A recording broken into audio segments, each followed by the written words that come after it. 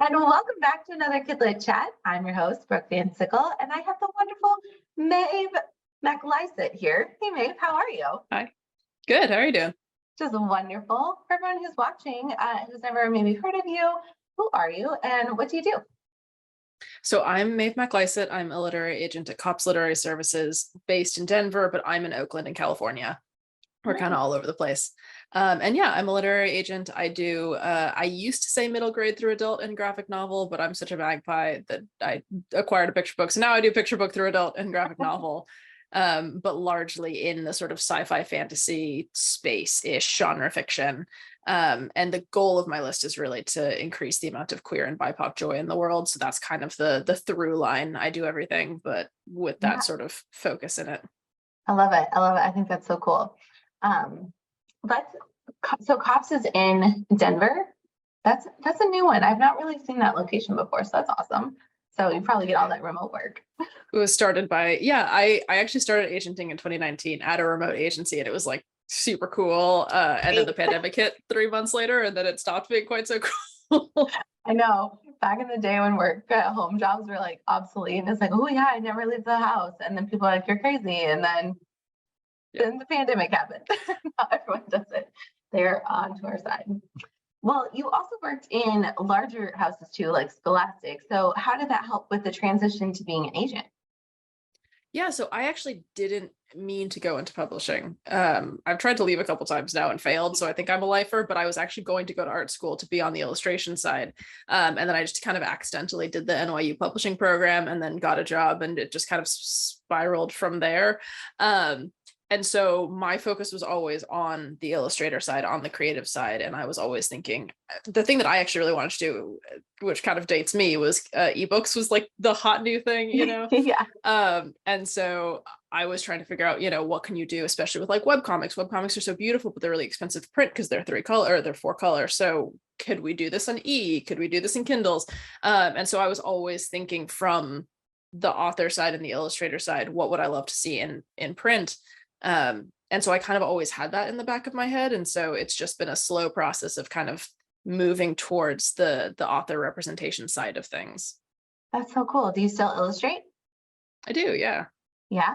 I'm looking at, there's nothing on, All the okay, things nothing in on your my background? back wall is my stuff. All my stuff is over my screen. I love it. That's awesome. So when you say like this is totally on a tangent. When you do like graphic novels and picture books, have they been illustrator contracts or are you mostly doing authors? Usually I work with author illustrator, either pairs or one person who is kind of a powerhouse and does both. This year in particular, I'm starting to branch out into representing just illustrators and trying to get them partnered. Yeah, I think that would be a really cool fit just because of your background. You'd be able to help them out too. That's awesome. So what kind of pulls you in to want to pick up a project since, you've also been dabbling in some new stuff too? Yeah, I think it has to be a balance of two things. It's either stakes and frame and kind of an understanding that like, you get into a story about pirates and you're like, I can kind of see where this is, and then I get to see how you're going to twist that and how you're going to change that, or it has to be character. It's one of the two. And you kind of have to have both in the end, but I think it's 50-50 for me, whether or not there's a character that just voice grabs me on the first page. And then I get into the stakes in the world and the overall arc, or I see something and I'm like, all right, the characters are not there yet for me, but I see some like very cool frame and then I fall in love with the characters. Yeah. Yeah. In those situations, does the query kind of do it for you? Is it like a really good pitch where like, yeah, I can totally see what you want to do with this? Or not necessarily. I think there's a long period of time between when I first read a pitch and when I actually read the full. And so I've probably kind of forgotten it. A good query will absolutely get you, like, I'll get excited about it, but if the pages don't hold up, not as excited. Same thing if it's, authors are authors. They're not necessarily good marketers. And so if you write just like, here is a couple of sentences kind of query, and then I read the book, I'm like, this kicks ass, then, should I not say ass? Oh, you're totally fine. Okay. Yeah, I know a lot of authors just like clam up when it comes to a query, but it's like, I don't know, you're humans, we're humans, everyone's a human, and you're just trying to get your work out there. Just how best can you represent it, And I also think it's one of those things that I think that because you've lived in it for so long, you're so in the weeds, and you're like, well, you need these three, you need these other, you know, and you never do. I always say, I don't even say jacket copy, I say like poster copy, because like the movie, like Lord of the Rings are insanely complicated. They have 5 different books of world building, and the poster is like, will the Hobbit get to the Shire? That's good. We got it. It's going to be a journey. Is it gonna Here's happen? the character. Yeah.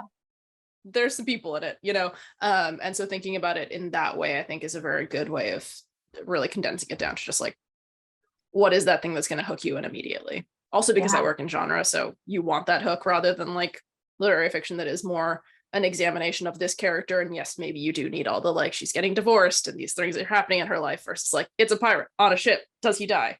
Good. Right. But I don't know, some of those sci-fi books, they can be really long, especially if you're doing adults. Yeah. Like, what's the longest book you've ever like read? And when it comes to that, insanity, right? I'm burned so badly.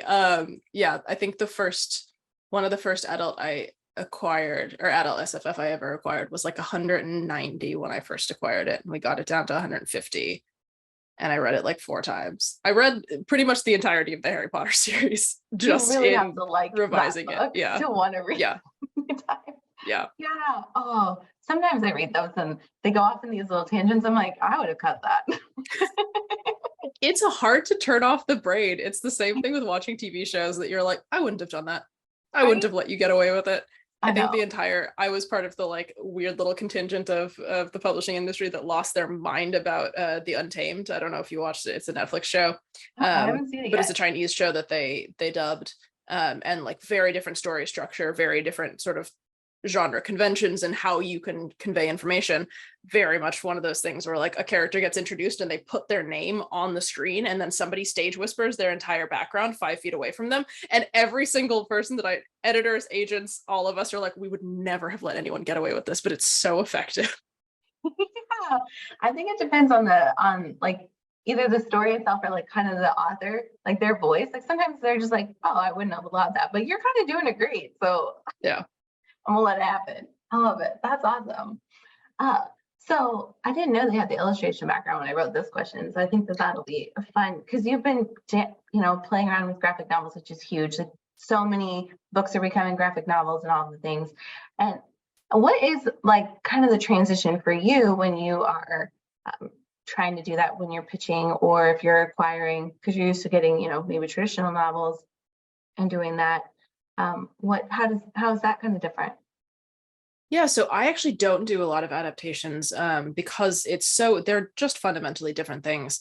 And you will, from the start, you write a pitch for a graphic novel in a very similar way that you would write the pitch for nonfiction. So in that way, despite the fact they are often fiction, they're totally different from how you would write, because you don't write fiction on spec, but you do write a graphic novel on spec because they're very labor intensive and they're very complicated to make, and they're very hard to change once they're inked. And so it's much easier to change it on the script level, on the pitch level.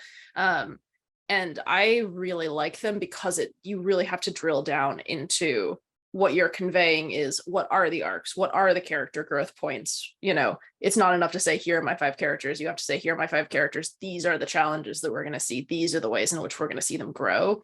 And you need to be able to convey that to me in an outline so that I can imagine it. And then an editor can imagine it. And then sales can imagine it, before it ever physically looks like anything. And I think, thinking about them as adaptations of novels is fundamentally incorrect, because it'll lead you down that road of, this is my book with a bunch of illustrations, which is fine, but that's just an illustrated novel. A graphic novel is really about the way that the words and the images work together and how you can convey. So my background before it was really a background is that I used to read a lot of manga, but I would read it in Chinese because it was cheaper to acquire it in Chinese than it was to acquire it in Japanese or English. I don't speak either Japanese or Chinese. So I read a lot of things without understanding the words. And so I really enjoy things that don't need words. I think you can be an incredibly prolific storyteller without ever needing language or without ever needing, a single piece of narration. And so obviously it's in the way that it comes out, most of them are not 300 pages long with no words, but I think that is where I start. And so I often sort of start with writing graphic novel as almost poetry. before it like gets onto the page. You see scripts sometimes that you're like, this is fantastic, this is a very well written script, where do you want me to put the pictures? Right. Where should the pictures go around all of this text that you've put in here, Yeah, especially because of the blocks, it's like kind of comic Yeah. style, outline. So it's like if you put too much text heavy, where are you going to draw the things? Yeah. That's a really good point. Yeah. I'm like, I'm not in the graphic novel world, so I don't even know what any of that would look like. So that was very informative for me. So hopefully that was helpful for you guys too. So is there anything you're working on right now that has you like super excited? The first book that I ever sold is about to come out, and I'm very excited about it. It's called Skeletor the Decomposer, and it's about this skeleton who wants to join the town band because she like lives on the hill and she can hear the town band practicing for their festival. So she gets out, and like there's a little like kind of scrap heap storage shed near the town. She goes and like steals the instruments at night so she can practice them, but she doesn't realize that they're all just sort of like jumbled up together. So she keeps playing like a sax trombone violin, and everyone is like, this sounds terrible. And so she keeps coming into town and being like, this is my audition, and scaring everyone off. But it turns out that she's just playing her instruments really wrong. And so the like local town teacher like adopts her. It's very sweet. So awesome. Okay, so if this is the first book you sold, how long did it take for it to come out? I sold it in I'll look that up right now. I would be able to look that up. I must have sold it in 2020. Right? Because it takes about 2 to 3 years for a book to come out. Yeah. Let me check. You're good. I didn't ask that question. So this predates my filing system, so I don't have the dates in it. But I feel like I sold it 2020. Oh, I can look it up on Publishers Marketplace. Aha. Yes, I love Publishers Marketplace. But this will be under a different name. Okay, there we go. It was sold 2021. Oh, nice. Okay, so only 2 years. That's not bad. Yeah. When's it come out? September, I think. Yeah. Fall. Yeah. Nice. That's exciting. Yeah. And what genre is that? Did you say? So that was the first picture book I ever acquired, and then we sold it as a graphic novel. So it was just like a very dense picture book because the author has a background in sequential art, and so the editor who picked it up was like, this is great, but I want more. It has to either be less or more, and I want more. So we turned it into an early graphic novel. Yeah, I know a lot of authors, they kind of get a little like freaked out if someone were to recommend that, like they really want it to be a picture book, but really like they're almost limiting themselves by trying to fit in that format. And it's like, it's okay to go up into graphic novel, chapter book, even a middle grade, because it gives you more space to play. Yeah, it's more dense, and the author like she never lacks for stuff to put in there. So much of it is just like, you've put 700 things on this page and there's 2 words, like let's pull some of this out. So yeah, self-edit. Yeah. And also she's just like, she's so funny, and giving it, when you only have a page to land a joke, you only really get to get that one joke, versus if you have several panels that you have that sort of like in the corner. Yeah, it's great. Yeah. That's so fun. Well, I want to know about that one, so we'll have to keep us posted on that. But I also threw in like a fun question, because I always like to try to pull out a little bit of fun. And I know that you do like sci-fi and horror and all that. And I've been watching this commercial. I think it's like a VRBO commercial or an Airbnb to leave your phone at home. But it's literally like your phone is ringing and no one is answering, and it's just all these vacation photos. I'm like, this is the start of a horror film for sure. Yeah.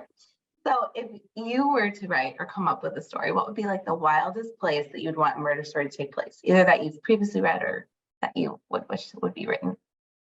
I really like closed set murders. Like I really like the like you're stuck in one space. Detention was a Taiwanese movie that came out, I think 2021. That's incredible. Soundtrack is so good. It's so scary, but you're like, oh, the soundtrack is so good and I'm crying. This is so scary. But it's about like these 2 teens that get stuck in their school overnight, but curfew is in place, and they some sort of like slightly supernatural, like everything beyond the school has been burned away kind of thing. And so they have to, there's like one phone, there's one door. Like I always really like that.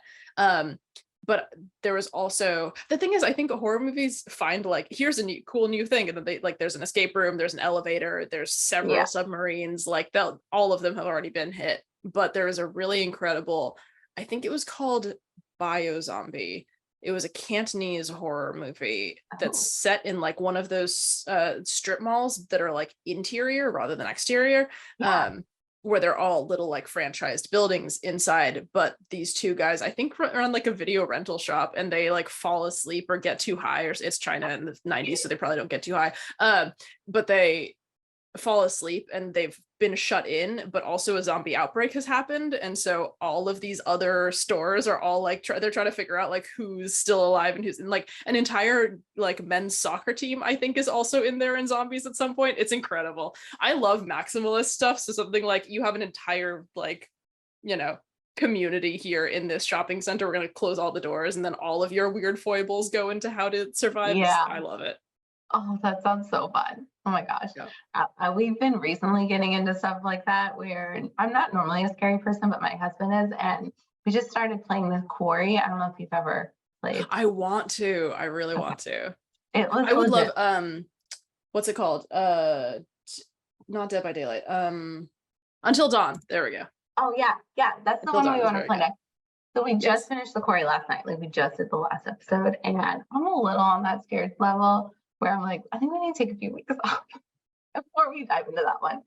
Yeah. Little Pictures did another anthology series of horror, and they did a boat one that I think was just like scary to be. And that's the thing, is like I really like to be scared with like a positive outcome. You want that secondary fun, and if you're just being scared to be scared, then you don't get that secondary fun. You're just like, I just almost pissed myself several times, and for what? Right, For what, you know? right.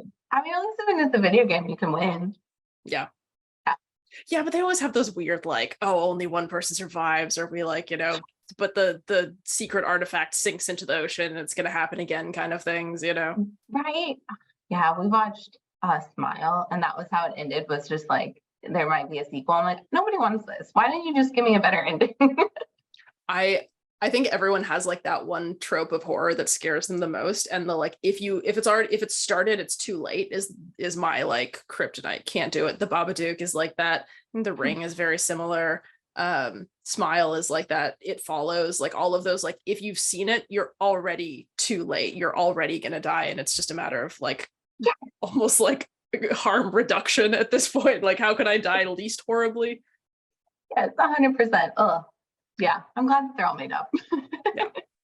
Yeah. So my wife is scared of all the real life things, like men coming into your when your Yeah, window like and murder and actual. things like that, and I'm scared of all the like, is that a creepy sound of a ghost? And so between the two of us, it's just a constant like, one of us will wake up in the middle of the night about like, I have one rule in my house, and the rule is no possessions, which I realize is a wildly unenforceable rule, but Yeah. it's a rule nonetheless. I mean, I don't know. There's that new movie coming out. I think it's called like The Priest or something. It looks real good. It's by the Conjuring people. I'm always in on Yeah, I those. should check that out. I really thought that I didn't like horror because my best friend growing up was a big horror movie buff. And so I would sit there with my DS in front of my face playing like Mario for 120 minutes. And the minute I would put my thing down to be like, I'm going to go make some coffee or something like that, would always be the scary face. And so I was so traumatized by that I was like, I'm not a scary movie person. I just do it to like hang out with my friends. And then I wrote 2 different theses about monsters. And I was like, no, never mind. I think you two like horror. Yeah. No, I'm with you. I even watch like The Hills. I live in Iowa. We do not have any type of desert. I was like driving home. I only watched half the movie, and everyone's like, they're gonna come for me. They're like hiding him. No. Not that one. That one's not good. That one's not fun. I don't like that one. I never finished it. I can't tell. Yeah.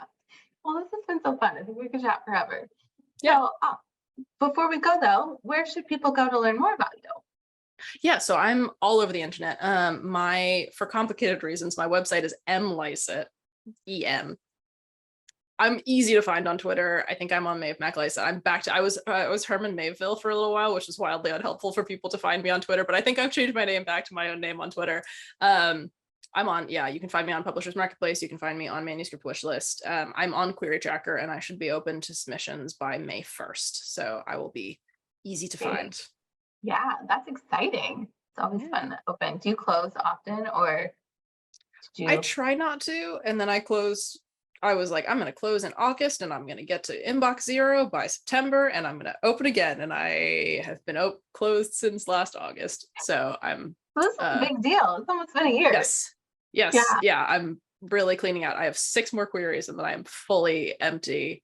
Yeah, last year was real rough on the reading pattern. And so it was just one of those, like, they were people sitting around since February. And I was like, I can't in good conscience take new things on if I haven't responded to these people, so Yeah. but I'm hungry. I'm excited. I'm really excited to see new stuff. Yay, that's huge. Okay, awesome. Well, Yeah. we'll put a link so that way people can go and learn more. Well, thank you Yeah. so much for joining us and for spending the time and to share all your awesome knowledge. Yeah, it was fun.